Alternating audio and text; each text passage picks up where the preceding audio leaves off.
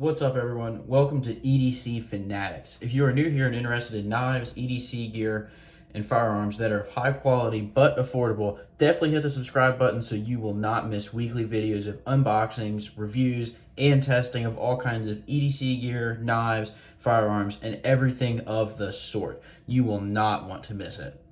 All right, with that being said, let's get into the purpose of today's video, and that being my everyday carry at this current moment. What I have that I carry pretty much every day with slight modifications depending on time of year and where I am going.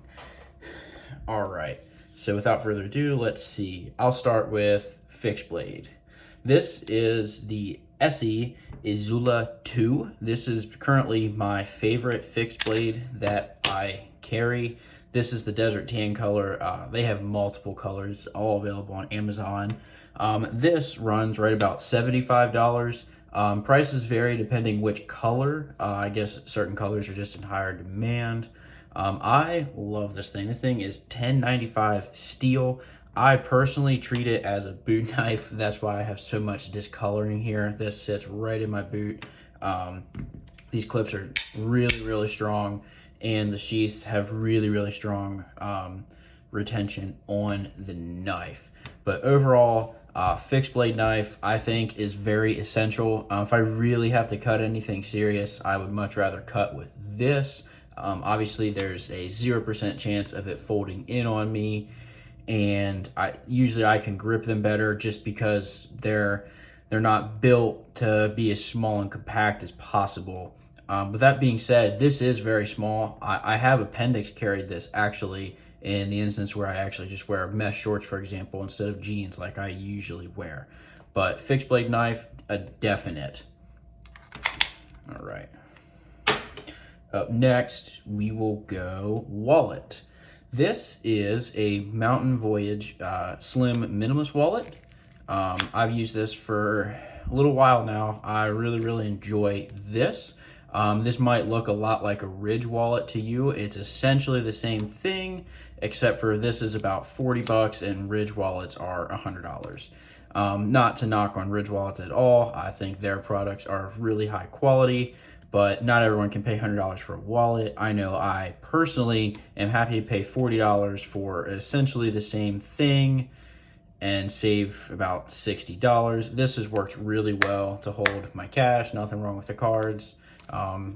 I've had no issues getting my cards out of here just as quickly as a leather wallet. Up next, flashlight. I know some people that think it's basically a waste of my time to carry a flashlight. My answer to that is usually, well, it gets dark every single day. I use this fairly often, so I do highly recommend and say it is worth it to carry a flashlight. This one in particular is the Stream Light flashlight. It is 250 lumens. It's one of their EDC flashlights that they'll say. I mean, obviously look at the size. It's extremely light, extremely small. I will say the main reason I picked this one over others is this right here. It is USB rechargeable. To me, that means that I do not have to buy batteries for it. One less thing for me to buy, probably gonna like it. I've had this exact one for about 5 months. I carry it every single day, use it just about every single day at least once, and I have not had to recharge it yet. So the battery certainly lasts quite a long time. I don't remember off the top of my head what they advertise the battery life is, but if you're telling me I only have to recharge this thing every 5 months for $35 this runs, sometimes you can catch it on sale, but for $35 for a super small flashlight that I do not have to get batteries for, and you're telling me I have to charge it once every 5 to 6 months, great choice in my opinion. Up next, we will go lighter.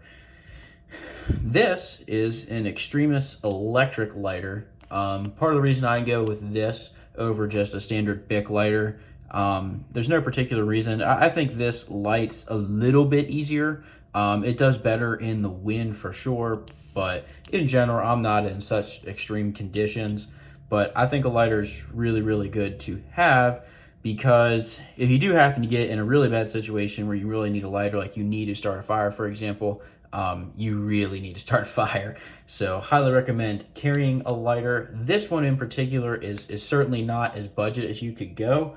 This is $15.99 on Amazon right now. Obviously, you could go get a Bic lighter for $2 or $3. Both will serve you well. Next, I will go to multi-tool. I will say, if you're someone who wants to carry as absolutely little as possible, multi-tool.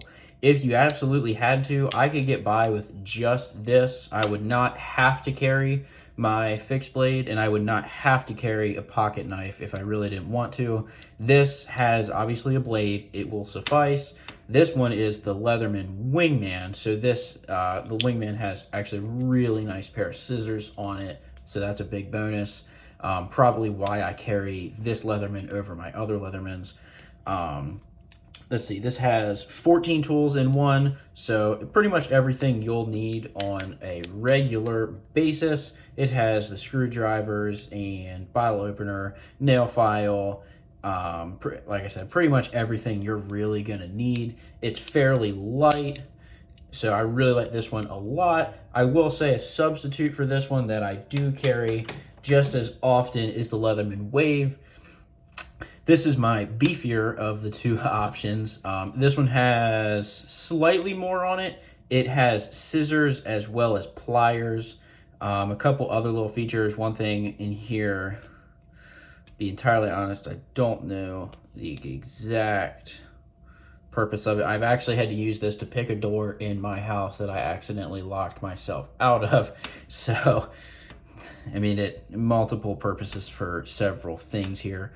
The scissors on these, not quite as big, but they certainly work. The pliers are bigger on this one, however. And this one has far more blades.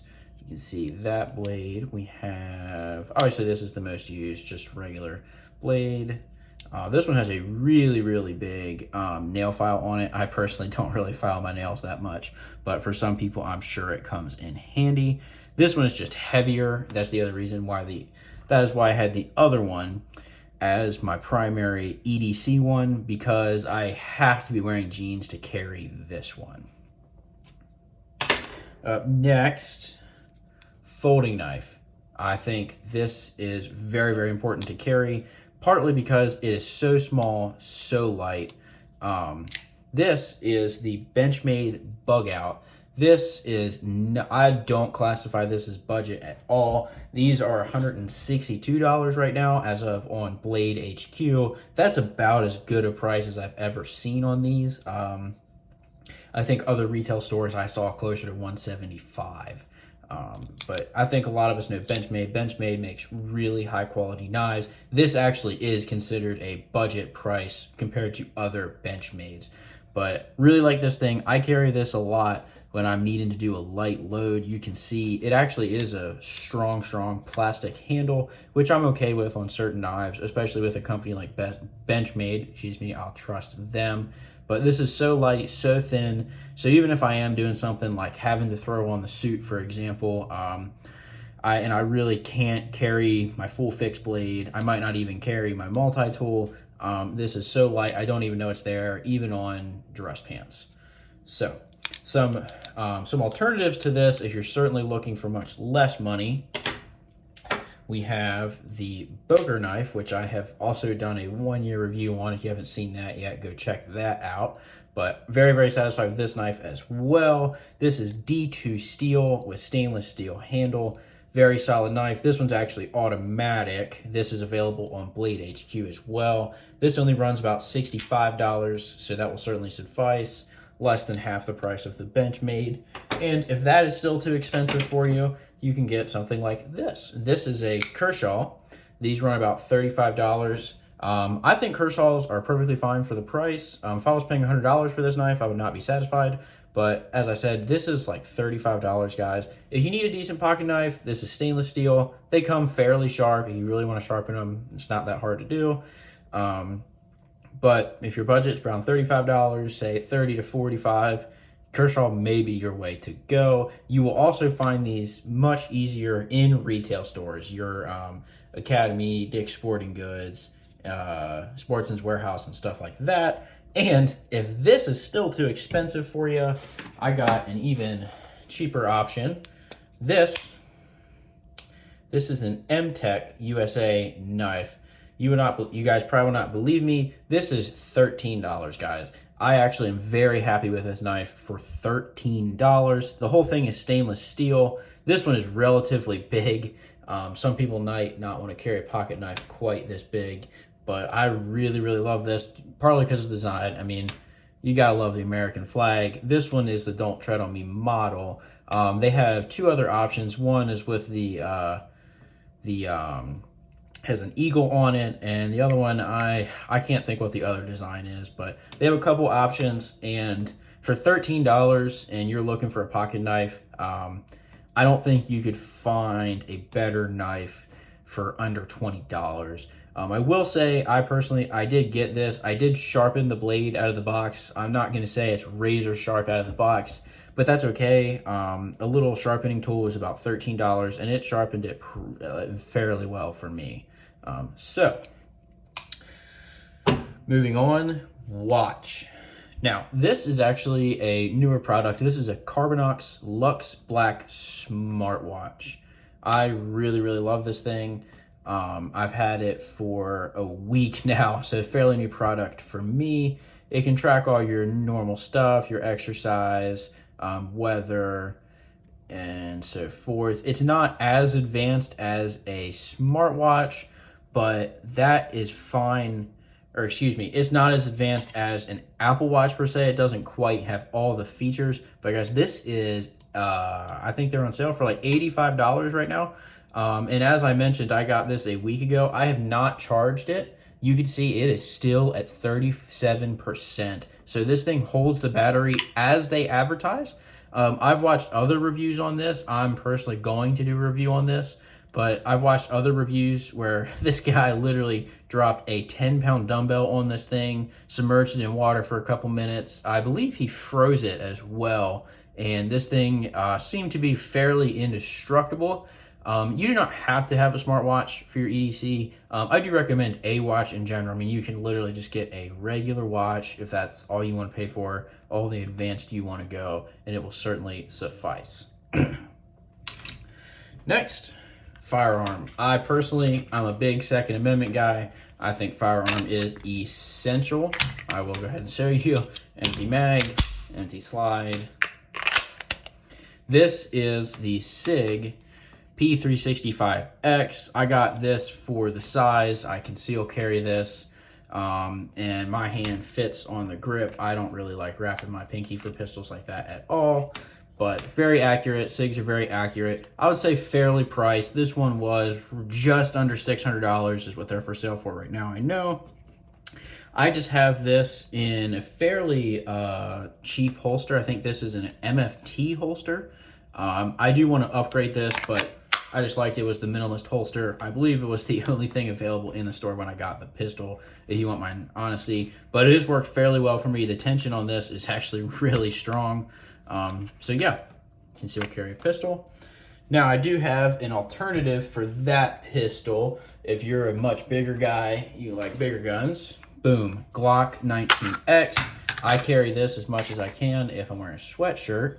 This is, you can see, empty mag, empty chamber. I love this pistol, partly for the color. I would just hang this thing on my wall, even if I could not ever shoot it. But this was also in an MFT holster. Once again, I think this was the only thing available when I got the gun. It was just to have something for it opposed to nothing. Once again, I am going to be upgrading this. I'm really interested in trying We the People holsters. If you're watching this, you have We the People holsters or the We the People belt, and you like them, please let me know. I'll definitely get them and review them on here as well.